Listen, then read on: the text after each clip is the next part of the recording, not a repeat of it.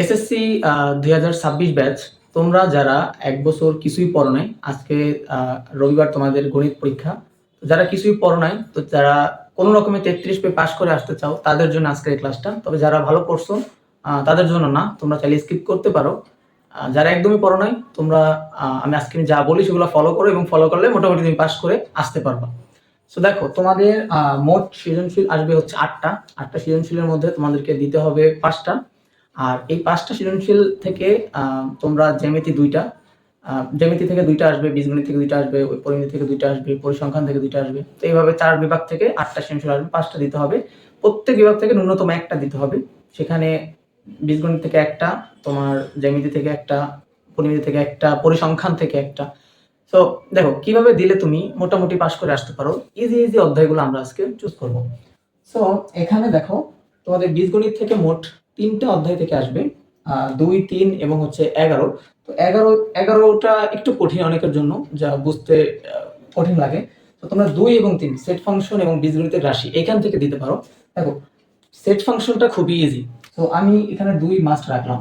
ঠিক আছে, সেট ফাংশনটা তোমাদের খুবই ইজি। এখান থেকে যদি তোমাদের আলাদা একটা সৃজনশীল এসে পড়ে, তো তোমাদের তো ভাগ্য ভালো, তো এখান থেকে তোমরা ইজিলি একটা দিতে পারবা। আর যদি এইভাবে আসে যে 2 এবং 3 সেট ফাংশন এবং বীজগণিতিক রাশি এটা মিক্স করে একটা, এবং 11 অনুশীলন যে আলাদা একটা, তাহলে তুমি 2 আর 3 থেকে দিবা। আর যদি এরকম আসে সেট ফাংশনটা আলাদা আর 2 আর 3 মিক্স করে দিছে একটা, তাহলে তুমি সেট ফাংশন থেকে ইজিলি দিয়ে দিবা। সো এখান থেকে আমরা 2 এবং 3 এই দুইটাকে আমরা চয়েসে রাখলাম, 2 এবং 3। ওকে, তো এখান থেকে ধরো একটা সৃজনশীল আমাদের গেল।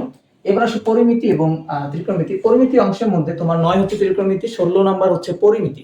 তো ত্রিকোণমিতি তোমাদের কাছে কঠিন আমি জানি, এটা সারা বছরে পড়ে অনেকে করতে পারো না। তো তোমরা ত্রিকোণমিতি না দিয়ে তোমরা পরিমিতি দিবা। 16 অনুশীলনী এখান থেকে দুইটা সৃজনশীল মানে 100% আসবে। 100% দুইটা সৃজনশীল আসবে, একটা 9 থেকে, একটা 16 থেকে। তো তোমরা এখান থেকে 16 নাম্বার থেকে দিবা। ওকে, সো আমাদের দুইটা সৃজনশীল হয়ে গেল, এখান থেকে দিবা। এরপর আসে তোমাদের জ্যামিতি অংশটা। দেখো, জ্যামিতি অংশটা আমি এখন বলবো না, জ্যামিতি অংশটা অনেক কিছু বোঝোই না, জ্যামিতি বোঝো না বললেই চলে।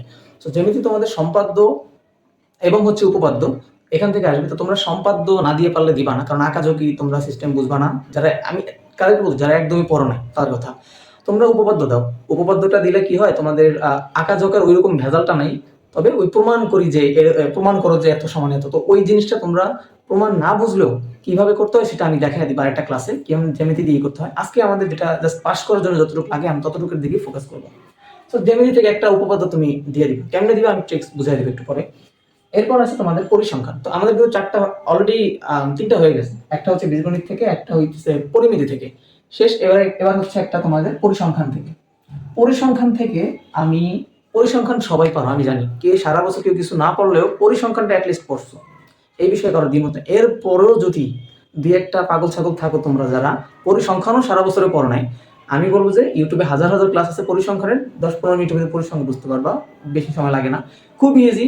তো ওই পরিসংখ্যানটা তুমি আমি আশা করি পরিসংখ্যান করছো সবাই। তো এখান থেকে তোমরা আমি আশা করি 2টা সৃজনশীল দিবা, আশা করি না, শিওর 100% 2টা সৃজনশীল দিবাই মাস্ট। আর যারা ভালো পারো তাদের দরকার নেই, তোমরা পরিসংখ্যান কেন দিবে, তোমরা বীজগণিত আছে এখান থেকে আছে, খুব বেশি কঠিন কিছু না। তোমরা পরিসংখ্যান থেকে 2টা সৃজনশীল 100% দিবা। সো আমরা কয়টা পাইলাম, পরিসংখ্যান থেকে 2টা, ওকে। আমরা পরিমিতি থেকে একটা, 3টা, আমাদের বীজগণিত থেকে একটা, এই মোট হয়ে গেল কয়টা, 4টা। শেষে যেটা রয়েছে জ্যামিতি, জ্যামিতি তোমরা উপপাদ্য থেকে একটা দিবা। পারো না পারো, বানায় না যা পারো একটা দিতেই হবে, কারণ প্রত্যেক বিভাগ থেকে সর্বনিম্ন তোমার একটা দিতেই হবে। তো তোমার যদি এখান থেকে দুইটা মিলে 5টা দিয়ে দাও, জ্যামিতি থেকে কিছু দিলা না, সেই ক্ষেত্রে তোমার কিন্তু ওই পেপারটা কাটা যাবে, অর্থাৎ বাড়তি যে একটা লিখছো এটা কিন্তু কাটা যাবে। সো প্রত্যেক বিভাগ থেকে একটা দিবা 100%, এবং জ্যামিতি থেকে পারো না পারো উপপাদ্য থেকে কিছু একটা দিয়েই দিবা। হ্যাঁ, প্রমাণ করি যে এই হ্যানটা দিবা, পারি না পারি দিবা, খালি রেখো না, বাদ দিয়ে দিলে কিন্তু তোমার পেপারে ঝামেলা হয়ে যাবে। তো এই হইতেছে তোমাদের মোট 5টা সৃজনশীল। এখান পরিসংখ্যান থেকে 2টা দিবা, 100% শিওর। ঠিক আছে, এখন আমাদের যে ভাইয়া আমরা সেট ফাংশনের কিছু অঙ্ক করাই দেন, বা পরিমিতির কিছু অংশ করে দেন, পরিসংখ্যানের কিছু অঙ্ক করাই দেন। এই মুহূর্তে আমি যদি তোমাকে একদম সবগুলাই করতে যাই, যে সব একসাথে দেখা যায় 3-4 ঘন্টা চলে যাবে, আমি সেদিকে এখনই যাচ্ছি না। এটা হচ্ছে আমার সাজেশন ক্লাস, তো আমি এখান থেকে তোমাদেরকে এই সাজেশনটা দিলাম। তোমরা চাইলে এখন 2টা কাজ করতে পারো। আমি আরেকটা ক্লাস নেব, বড় ক্লাস, যেখানে এই বীজগণিত, পরিমিতি এবং পরিসংখ্যানের জন্য যা না জানলেই নয় সেটা নিয়ে একটা দিব। অথবা তোমরা চাইলে সময় যদি তোমাদের একদমই কম থাকে, তোমরা ইউটিউবে ক্লাসে বিভিন্ন ক্লাস আছে, বিভিন্ন স্যারের ক্লাস আছে, এখান থেকে তোমরা চাইলে এই ক্লাসগুলো দেখে নিতে পারো। অর্থাৎ পরিসংখ্যান নিয়ে একটা ক্লাস দেখতে পারো তোমরা, ত্রিকোণমিতির দরকারই নাই, মানে হাত দিয়ে দিবা না। পরিমিতি থেকে তোমরা একটা সিকিউর জন্য ক্লাস দেখতে পারো, এবং তোমার বীজগণিত 2-3 জন্য একটা ক্লাস দেখতে পারো। 11 নম্বর তুমি স্কিপ করো, 11 নম্বর স্কিপ করলেও তুমি 2-3 থেকে একটা সৃজনশীল কমন পাবা 100%। তো এইভাবে তুমি যদি 5টা সৃজনশীল দিয়ে আসতে পারো, তোমার তো পাস হয়ে যাবে, এটা শিওর, যদি সঠিক হয় অবশ্যই। তবে তোমাদের দেখো, তোমাদের রিটেনে হইতেছে 50, সিকিউতে 50, আর এসকিউতে অর্থাৎ শর্ট কোশ্চেন যেটা, সেখানে হইতেছে 20, টোটাল 70। তো 70 হলে তোমাদের পাস মিনিমাম 23-24 এরকম এরকম এর মধ্যে আসে পারে। তুমি যদি সঠিকভাবে পরিসংখ্যান 2টা দিতে পারো, এখানে তো 20 চলে আসে, এখানে 20 চলে আসতেছে। সো এখান থেকে তারপরে তুমি যদি বীজগণিত থেকে, এখানে বীজগণিত 2-3 থেকে একটা দিতে পারো, ক খ মিলাই ঝিলাই দিতে পারো, তাহলে তো হয়ে যেতেছে অনেক মার্ক, অনেক মার্ক চলে আসে। ও তারপরে হচ্ছে তোমার এসকিউর মার্ক আছে, এসকিউতে তোমার 20টা 15টা মেবি 15টা সংক্ষিপ্ত প্রশ্ন আসবে, সেখান থেকে তোমাদেরকে 10টা দিতে হবে। তো 10টা সংক্ষিপ্তের মধ্যে তোমরা পরিসংখ্যান থেকে মাস্ট 2টা সংক্ষিপ্ত আসবে, 2 থেকে 3টা সংক্ষিপ্ত আসবে। সেট ফাংশন থেকে তোমাদের 2 থেকে 3টা সংক্ষিপ্ত আসবে। এরপরে তোমাদের পরিমিতি থেকে 2-3টা সংক্ষিপ্ত আসবে। তো একদম ইজি ইজি অধ্যায় থেকে 2-3টা করে সংক্ষিপ্ত করে আসবে মাস্ট। তো এইখান থেকে তুমি দিতে পারবা না? অবশ্যই পারবা। তো এইভাবে দিলে তোমার 23-এর উপরে চলে আসে, অনেক মার্ক চলে আসে। তো এখানে যারা একদমই 33 পাবা, তাদের জন্য বলা হইতেছে। তো এইটা একটা গেল, এখান থেকে তোমরা ই করে আসতে পারো। শেষে থাকে তোমাদের এমসিকিউ। তো এমসিকিউর ক্ষেত্রে তোমাদের মার্ক হচ্ছে 30। তো 30 মার্কে তোমাদের 10টা পাইলে পাস। তো এই 10টা মানে 10 তুমি কেমনে পাবা?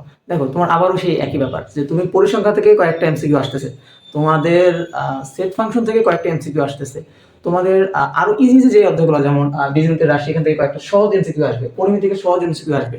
এবং আরেকটা জরুরি কথা যেটা, যে ক্যালকুলেটর হ্যাক্স নামে ইউটিউবে, আমি আর এই বিষয়ে দিব না, কারণ ইউটিউবে অলরেডি হাজার হাজার আছে, হাজার হাজার ক্যালকুলেটর হ্যাক্স আছে। হাজার হাজার ক্যালকুলেটর হ্যাক্সের ভিডিওগুলো দেখো, তুমি একটা দেখো এনাফ, এটা দিয়ে তুমি অনেকগুলো পারবা। তো কোনগুলো তুমি ক্যালকুলেটর হ্যাক্স দেখবা, যেগুলো তুমি পারো না, যেগুলো যেমন বীজগণিতের হ্যাক্সের আছে, বীজগণিতিক রাশি আছে, তারপরে হচ্ছে তোমাদের পরিসংখ্যান থেকে ইজিলি ক্যালকুলেটর দিয়ে অনেকগুলো করে ফেলা যায়। তো ওইখান থেকে দেখো, তুমি ইজিলি 10টার উপর পাবে, 10টার উপর এমনি বেড়ে যাবে। ঠিক আছে, ক্যালকুলেটর সারা তুমি তথ্য দিয়েও কয়েকটা পেয়ে যাবে। পরিসংখ্যানের ক্ষেত্রে তোমার কিছু ইজি ইজি সংক্ষিপ্ত আছে, স্কিপ করবে না। কেন্দ্রীয় প্রবণতা কাকে বলে, তারপরে তোমার প্রচুরক নির্ণয়ের এটা আছে, তো প্রচুরক নির্ণয় করতে দেবে, ওইটা আছে। আবার প্রচুরক ভিতর থেকে এইচ এর মান বের করো, বা প্রচুরকের ভিতর থেকে তুমি এর মান বাই করো, এই বিভিন্ন ইগুলো গড় থেকে এর মান বের করো, এই বিভিন্ন দিতে পারে। সো তুমি যদি একটু ঠান্ডা মাথায় ভাবো, সো যে এখান থেকে আমাদের পরিসংখ্যান থেকে 2টা, পরিমিতি থেকে একটা, বীজগণিত এখান থেকে একটা, জ্যামিতি থেকে একটা, 5টা তোমার। আর এখান থেকে 5টা 50। তো তুমি 5টার মধ্যে পারো না পারো, বাট দিবা, 5টা দিবা। খালি রেখে আসো, একটা যদি খালি রেখে আসো, এই ক্ষেত্রে তোমার কিন্তু আরেকটা কাটা যাবে নিয়ম অনুসারে। অর্থাৎ প্রত্যেক বিভাগ থেকে সর্বনিম্ন একটা দিতেই হবে, সর্বনিম্ন একটা তোমার দিতেই হবে। তো এটা গেল এমসিকিউ। তোমার বলে দিলাম যে ওই পরিসংখ্যা থেকে 2 থেকে 3টা 4টা এসে পড়তে পারে। তারপরে তোমাদের সেট থেকে অবশ্যই মাস্ট 3টা আসবে, মাস্ট 3টা আসবে। তারপরে বীজগণিতিক রাশি থেকে অবশ্যই 5-6টা আসবে। তো তোমার ইজিলি অব্দি থেকে দিলে তো তোমার 10টা এমনি হয়ে যাবে এমসিকিউতে তোমার। আর শর্ট কোশ্চেন আর ইমিলটা তুমি কি 23 পাবা না? অবশ্যই। তো পরিসংখ্যান থেকে দিলে তোমার 20, তাই না? তো পরিসংখ্যানটা ভালো করে করো, যারা একদমই পারো না, 33 পাওয়ার মতো অবস্থা, তারা পরিসংখ্যান, সেট ফাংশন, বীজগণিতিক রাশির বর্গের ঘনের অঙ্কগুলো আছে, টুকটাক কিছু অঙ্ক আছে, সেগুলো করো।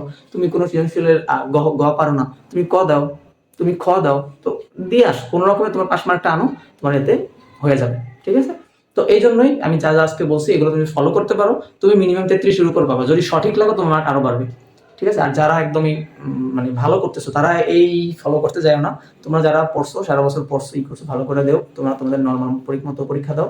তোমাদের জন্য যে পরিসংখ্যাতে দূরে দিতে হবে সেরকম কথা নেই। যারা ভালো পারো তাদের মতো দিও, আর যারা কোনো রকমে না, একদমই পারি না, তারা আমি যেভাবে বলছি সেভাবে করো। মিনিমাম 50-এর উপরে তুমি পাবাই পাবা ইনশাল্লাহ।